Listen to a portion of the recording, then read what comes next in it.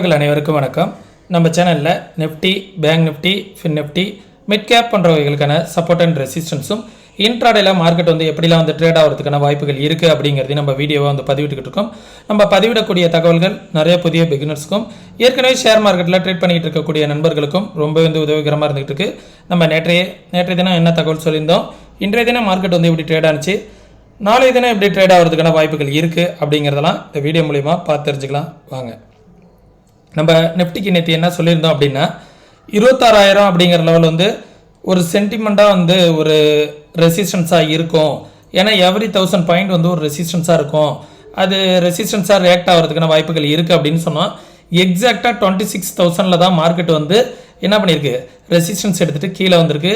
நாளைய தினமும் first resistance பார்த்தீங்கன்னா 26,000 அப்படிங்கிற லெவல் தான். 26,000 மார்க்கெட் பிரேக் அவுட் ஆனிச்சு அப்படின்னா 26,100 அப்படிங்கிற லெவல் பார்த்தீங்க அப்படின்னா ஒரு ரெசிஸ்டன்ஸாக இருக்கும். சரிங்களா?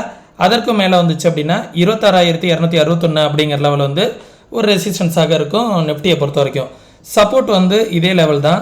25,850 அப்படிங்கிற லெவல் தான் சப்போர்ட்டு. ஒன்ஸ் அந்த லெவலுக்கு கீழே வருது அப்படிங்கிற பட்சத்தில் மார்க்கெட் 25,800 ஒரு சப்போர்ட்டாக இருக்கும்.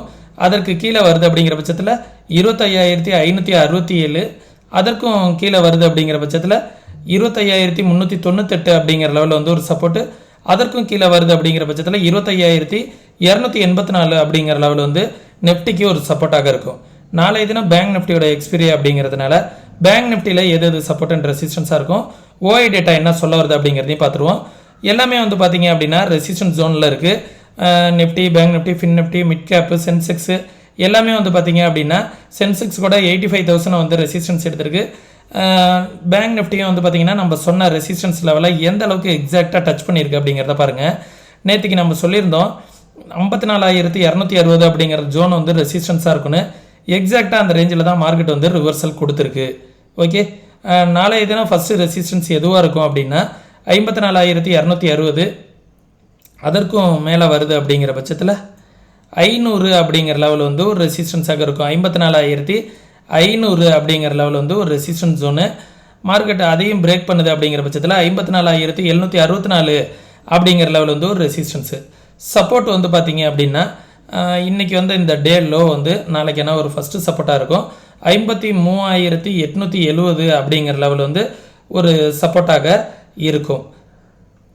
53,900, 53,900 பிரேக் பண்ணிடுச்சு அப்படின்னா ஒரு நல்ல ஒரு ஃபால் இருக்கும்.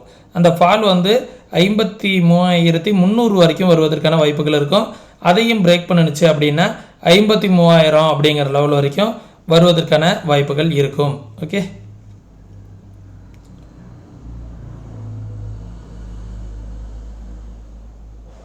$53,000 அப்படிங்கிற லெவல் வரைக்கும் வருவதற்கான பாசிபிலிட்டிஸ் இருக்கும்.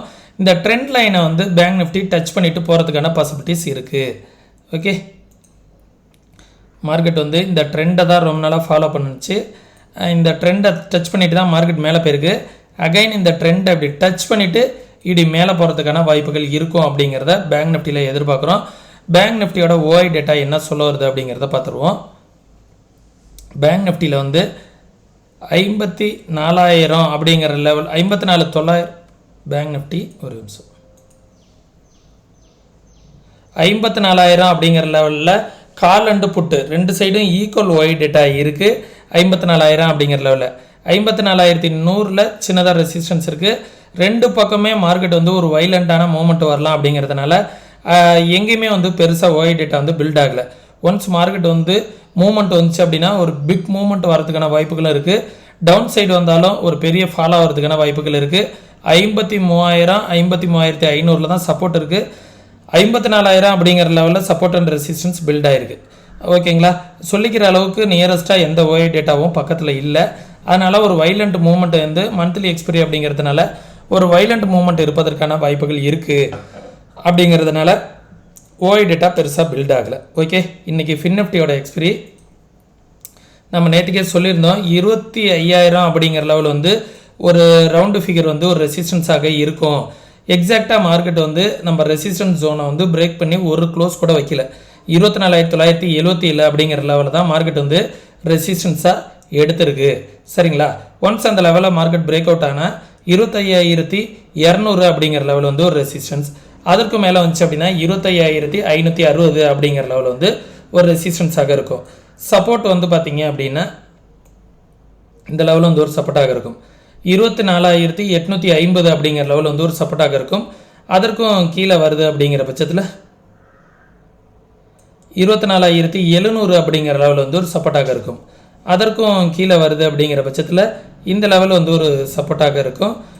24,585 அப்படிங்கிற லெவல் வந்து ஒரு சப்போர்ட்டாக இருக்கும் ஃபின்னிஃப்டியை பொறுத்த வரைக்கும். ஓகே, தென் மிட் கேப் வந்து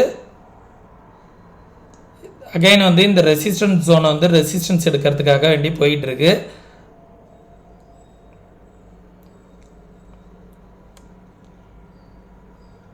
ஓகே, இந்த ரெசிஸ்டன்ஸ் ஜோனில் தான் இருக்குது. ஒன்ஸ் மார்க்கெட் வந்து ரெசிஸ்டன்ஸ் எடுத்தது அப்படின்னா எல்லாமே கீழே விழுகிற மாதிரி இருக்குது. விழுந்துச்சு அப்படின்னா நல்லாவே ஒரு ஃபாலோ ஆகிறதுக்கான வாய்ப்புகள் இருக்குது. மிட் கேப்பை பொறுத்த வரைக்கும் மிட் கேப்பில் இமிடியட் ரெசிஸ்டன்ஸ் வந்து இன்றைக்கி வந்த டே ஹை தான் நாளைக்கான ஃபஸ்ட்டு ரெசிஸ்டன்ஸ். ஒன்ஸ் அந்த லெவலுக்கும் மேலே வருது அப்படிங்கிற பட்சத்தில் செகண்ட் ரெசிஸ்டன்ஸ் 13,300 அப்படிங்கிறது. சரிங்களா, இமிடியட் ரெசிஸ்டன்ஸ் இருக்குது 13,300 அப்படிங்கிறது தான் ஓவரால் ரெசிஸ்டன்ஸ். அதற்கும் மேலே வருது அப்படிங்கிற பட்சத்தில் 350 அப்படிங்கிற லெவல் வந்து ஒரு ரெசிஸ்டன்ஸாக இருக்கும்.